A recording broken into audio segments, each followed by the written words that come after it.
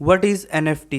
NFT क्या है? अगर आप यूट्यूब, फेसबुक या ट्विटर जैसे प्लेटफॉर्म पे एक्टिव रहते हो तो आपने एनएफटी के बारे में सुना या देखा तो जरूर होगा। इन दिनों लोग एनएफटी के बारे में बहुत बातें कर रहे हैं। तो एनएफटी क्या है? एनएफटी का फुल फॉर्म होता है नॉन फंजेबल टोकन। इंग्लिश में फंजेबल का मतलब होता है रिप्लेसेबल।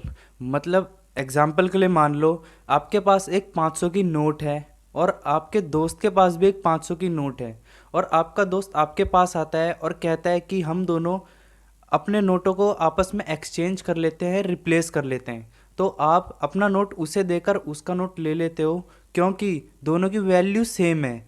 और नॉन फंजिबल का मतलब नॉन रिप्लेसेबल। फिर से इसको समझने के लिए फिर से पुराने वाली एग्जाम्पल में वापस आ जाओ। आपके और आपके दोस्त के पास 500-500 रुपए की नोट है और आपने इस बार क्या किया कि आपने अपनी नोट के ऊपर प्रधानमंत्री नरेंद्र मोदी के साइन ले लिए। तो अब आपका दोस्त अपने 500 रुपये की नोट लेकर आपके पास आता है और कहता है कि हम दोनों अपने अपने 500-500 रुपये के नोट एक्सचेंज कर लेते हैं।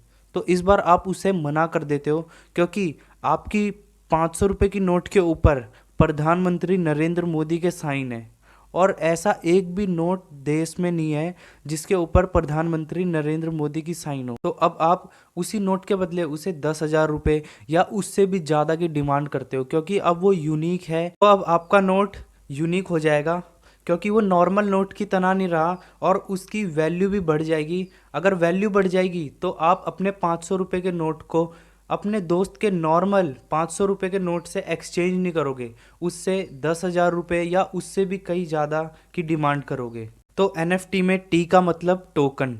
टोकन जो कि किसी यूनिक आइटम की ओनरशिप को रिप्रेजेंट करता है। तो एनएफटी किसी भी चीज़ का हो सकता है जो कि यूनिक है, जैसे किसी आर्टिस्ट की बनाई हुई आर्ट, जीआईएफ या कोई इमेज, ट्वीट। इसके अलावा प्रॉपर्टी और किसी यूनिक बुक की भी एनएफटी बनाई जा सकती है।